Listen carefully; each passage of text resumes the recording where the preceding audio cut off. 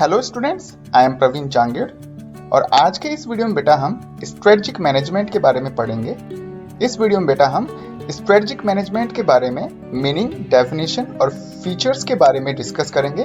तो चलिए बेटा बिना किसी देरी के शुरू करते हैं। यदि हम स्ट्रेटजिक मैनेजमेंट के मीनिंग के बारे में बात करें तो बेटा इसके मीनिंग कुछ इस तरह से है। Strategic management means taking decisions for future and to implement them to survive in cutthroat competition to achieve predetermined organizational goals।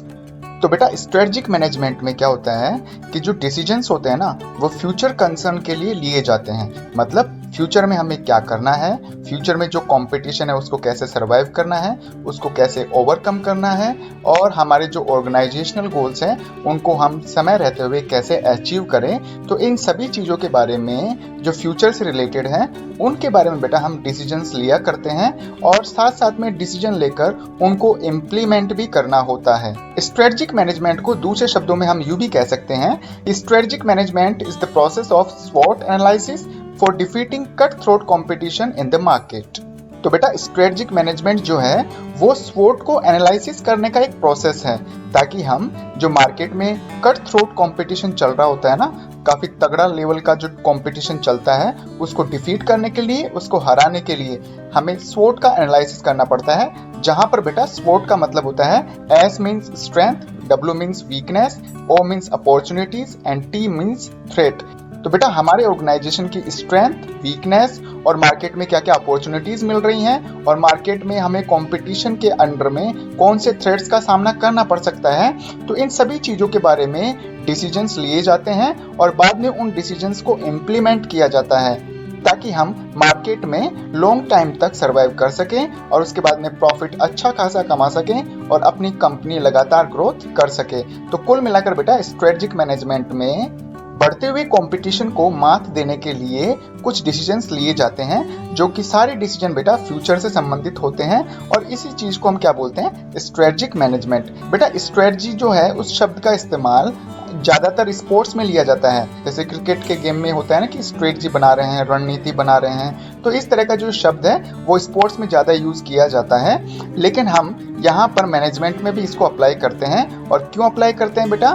Future के बारे में डिसीजन लेने के लिए, ताकि हम अब जो कंपटीशन चल रहा है मार्केट में उसमें लॉन्ग टाइम तक सर्वाइव कर सकें। तो बेटा ये तो थी स्ट्रेटजिक मैनेजमेंट की मीनिंग और अब हम बात करेंगे बेटा स्ट्रेटजिक मैनेजमेंट की डेफिनेशंस क्या कहती हैं। तो बेटा मैंने यहाँ पर स्ट्रेटजिक मैनेजमेंट की डेफिनेशन के लिए लेस्टर ए डिगमैन की डेफिनेशन ली है, जिसमें लिखा है strategic management is A continuous process that involves attempts to match or fit the organization with its changing environment in the most advantageous way possible। तो बेटा लेस्टर ए डिगमैन की डेफिनेशन को समझने के लिए मैंने इस डेफिनेशन के कुछ शब्दों को ग्रीन कलर में हाईलाइट किया है और इस ग्रीन कलर में हाईलाइट किए हुए जो शब्द हैं वो इस डेफिनेशन को पूरी तरह से क्लैरिफाई करते हैं। तो देखिए इसमें लिखा हुआ है कि strategic management is A continuous process. बेटा जो स्ट्रेटजिक मैनेजमेंट किया जाता है ना टॉप लेवल के मैनेजर्स के द्वारा, ये एक कंटिन्यूअस प्रोसेस है। ऐसा नहीं है कि भाई एक बार ही हम स्ट्रेटजिक मैनेजमेंट करेंगे, ऐसा बिल्कुल भी नहीं होता है बेटा। जैसे जैसे मार्केट में एनवायरनमेंट चेंज होता रहता है वैसे वैसे बेटा स्ट्रेटजिक मैनेजमेंट भी चेंज होता रहता है। मतलब ये स्ट्रेटजिक मैनेजमेंट जो है वो कंटिन्यूअस चलने वाली प्रोसेस है that involves attempts to match और fit the organisation with its changing environment. और बेटा स्ट्रेटजिक मैनेजमेंट का मेन मकसद यही होता है कि जो ऑर्गेनाइजेशन है उसको उसके चेंजिंग एनवायरनमेंट यानी बदलते माहौल में फिट रखना in the most adventurous way possible. तो बेटा कहने का मतलब ये है कि ऑर्गेनाइजेशन को इसके चेंजिंग एनवायरनमेंट में फिट रखना, इसको दुरुस्त रखना, इसको स्ट्रॉन्ग बनाए रखना ताकि एक ऑर्गेनाइजेशन इस बदलते हुए माहौल का ज्यादा से ज्यादा बेनिफिट उठा सके। और इसे ही हम क्या बोलते हैं बेटा, स्ट्रेटजिक मैनेजमेंट। स्ट्रेटजिक मैनेजमेंट की डेफिनेशन के बाद में हम स्ट्रेटजिक मैनेजमेंट के फीचर्स या कैरेक्टरिस्टिक्स के बारे में बात करेंगे और उसमें बेटा फर्स्ट कैरेक्टरिस्टिक्स है formal, organised and systematic function.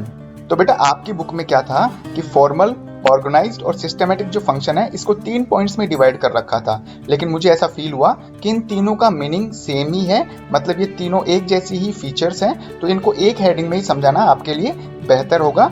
तो बेटा देखो सबसे पहले हम ये समझते हैं कि स्ट्रेटजिक मैनेजमेंट जो है वो एक फॉर्मल फंक्शन क्यों है टॉप लेवल मैनेजर्स का। तो इसलिए है बेटा क्योंकि इसमें जो रूल्स एंड रेगुलेशंस है वो अच्छी तरह से फॉलो किए जाते हैं।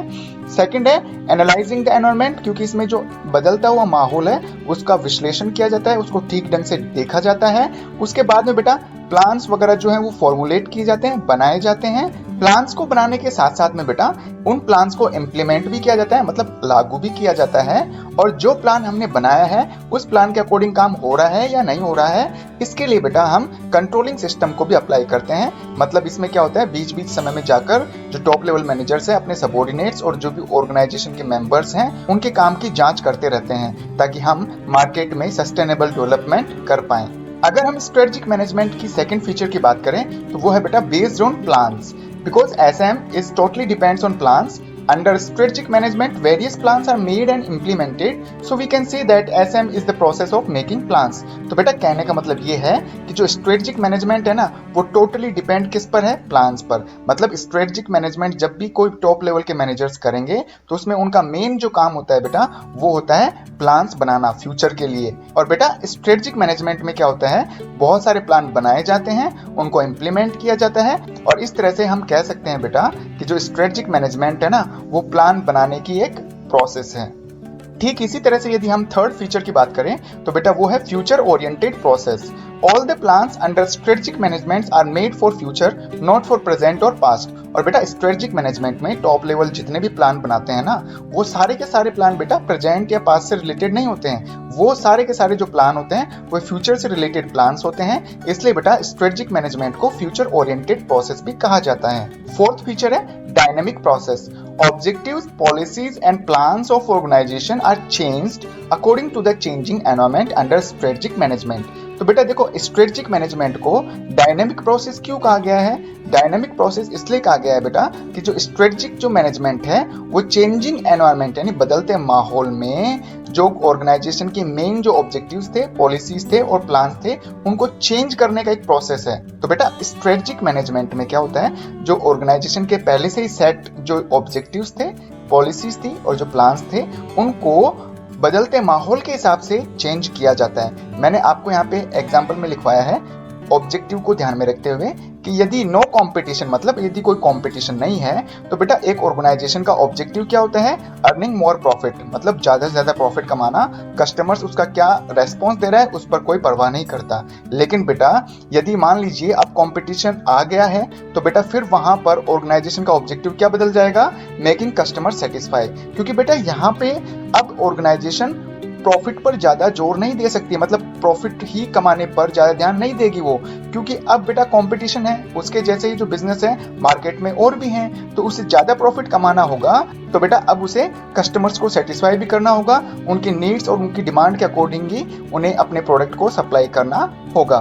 तो इस तरह से बेटा जो स्ट्रेटजिक मैनेजमेंट है वो ऑर्गेनाइजेशन की पहले से ही चलते आ रहे जो ऑब्जेक्टिव्स हैं, पॉलिसीज है और प्लान्स है उनको चेंज करने का एक तरीका है, एक प्रोसेस है। ठीक इसी तरह से बात करें हम फिफ्थ पॉइंट की तो बेटा वो है done by top level managers. और सीधी सी बात है बेटा strategic management is done by top levels because making plans and setting objectives are the functions of top level managers।